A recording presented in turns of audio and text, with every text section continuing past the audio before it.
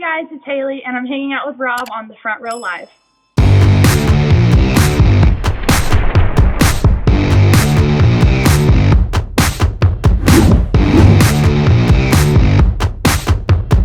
Congratulations, Haley.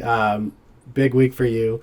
And it's crazy to like realize like how old you are. So it's like this, you're barely, starting the real world, and then just that fast, you're already like with the big leagues. Yeah. Like, I literally was like 19 when the show aired, but I just turned 20 like a couple of weeks ago. So yeah, it is pretty crazy having to experience this all.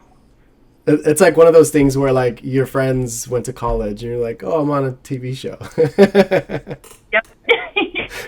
Yeah, I told my mom, I'm not going to go to college. I can wing it. She's like, okay, you believe in yourself, so that's all that matters. I'm like, yep, and here I am. Got on national television. It's crazy. That's amazing. Now, it's cool because I did notice that you told Ryan Tedder that you don't have a plan B. How supportive have your parents been from the beginning when you said, music is all I want to do, there's no other plan aside from music? My parents have always been really supportive because I also have an older brother who did the same thing, and he actually has a publishing deal. So, it worked out good for him, and, having somebody to look up to like that, I think I think they trusted me. I think they knew what I was doing. So it definitely runs in the family. Oh, yeah. Music is very deep in our family. I'm actually related to Jimmy Rogers, who's the father of country music. And wow. It's funny enough, though, that my brother signed to Pure Music, and Ralph Peer he signed Jimmy Rogers, who was the first artist to sign to Pure Music. So it runs very deep in the family, and somehow we are related to, like, a legend in country music. Like, it's crazy. That's insane. And now you're making your footprint and, starting to pave the way for your career. Talk to me about Songland, and, what was it about Girls Like Me that you wanted this to be the track to kind of debut on this show? So the original idea for Girls Like Me was me wanting to write a song that empowers girls right now, because I don't know if you know this, but country music, only 10% of radio is females right now. So when I wrote this song, it was more of like a female empowerment song, and I didn't know that it was going to be on Songland, actually. It was like the last song that I had submitted before, the deadline was, and I wrote it like a month before I even went on the show, so it was like brand new for me and brand new for the show, so I didn't know that it was going to be on there, but I'm so glad that it did.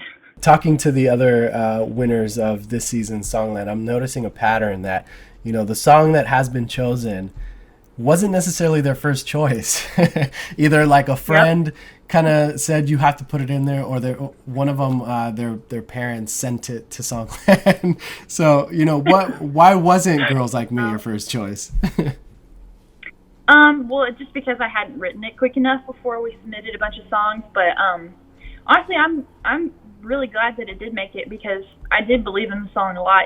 I did love it as much as the other songs I had submitted, so it was just kind of an accident, it just caught in that last submission, the very last minute, because I had just written it, so I'm glad it made it, though. I really love the song. I think it's amazing for Martina.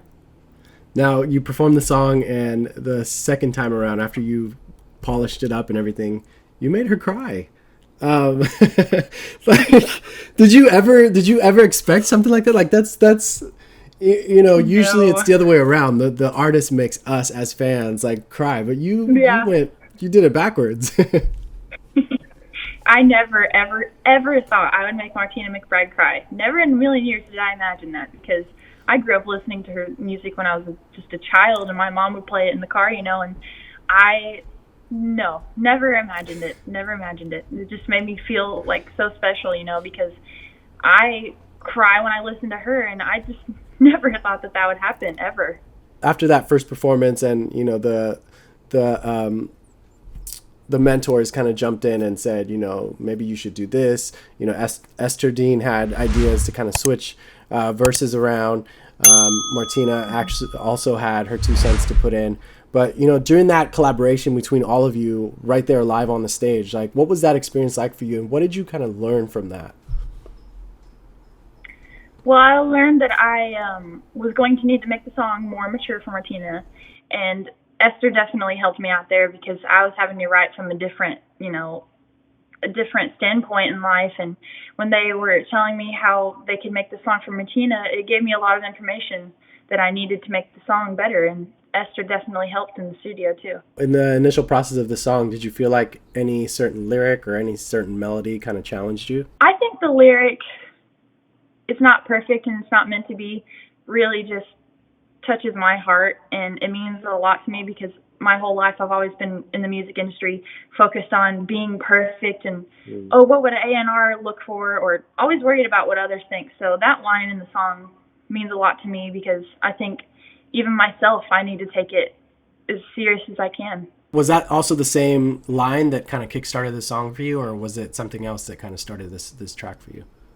Girls Like Me, the line Girls Like Me started the song actually. I started it with my brother at his house, and then I took it to the studio and finished it with my producer and my friend Lexi Lauren, who was the co-writer also. I figured, she's a girl and she'd be good on the song helping us get it finished. And Dan Swank, he's the producer, and he helped write a little bit on it. And Girls Like Me was just the original melody and line that I had taken to the studio. You got to premiere this on Songland. Martina loved it. She released it. It's a #1. Like so many things just happened in, it's like what, less than a week. So how did this kind of open the doors for you as a songwriter? I don't know if I'm exactly allowed to go into detail about this, but I already have had some offers by some publishing places in Nashville. Amazing. And it's opened some doors, definitely. And it's just crazy, having all these interviews. I'm not used to it. Like, it's given me a big head. Like, I'm just Haley. I'm just a normal girl. And getting all these interviews and, like, oh, my gosh, the followers that I got on my social media accounts it's just crazy. Like, I'm just country gal Haley. Like, I'm not used to all this, like, attention and stuff. And it's changed a lot for me. Like, I never dreamed of this day, but I did, though. It's like I dreamed of it, but I didn't. I always knew something big was going to happen to me. And I told Martina, right before I got called to be on Songland, I wrote down on a piece of paper, I feel like something big is about to happen to me.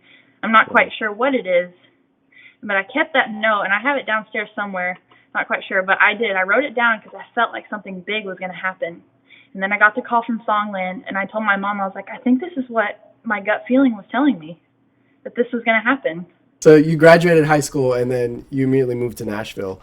That's, to me, I feel like that's overwhelming, especially as a songwriter, because Nashville is the world of songwriters. So did you feel intimidated at all once you stepped foot and realized that everybody there was on a mission to write music like you? Yeah, I did, because when I first moved, I was like, oh, I can do this. It's going to be easy. Then I got there, I'm like, whoa. So many people want to do the exact same thing I do. But then at the same time, I've learned to train my mind. You can't stay focused on what everybody else is doing. If you do that, then you're not even get to, make yourself better. You've got to focus on yourself and focus on your goals and quit comparing. Like, that's the #1 thing. You got to stop comparing. You just focus on yourself.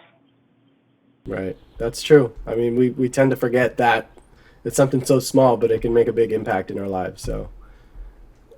So what's next for you? Are you currently working on more material? Are you like, what's going on? What can fans expect for Haley in the next few months? Well, I am obviously writing a lot. I've been writing here at my house. What's next for me, hopefully, is a publishing deal so everybody gets to hear more songs from me, and then one day I can become an artist, because I actually don't have any music released. This is the first cut I've ever had, so it's the first time anybody's got to hear my music.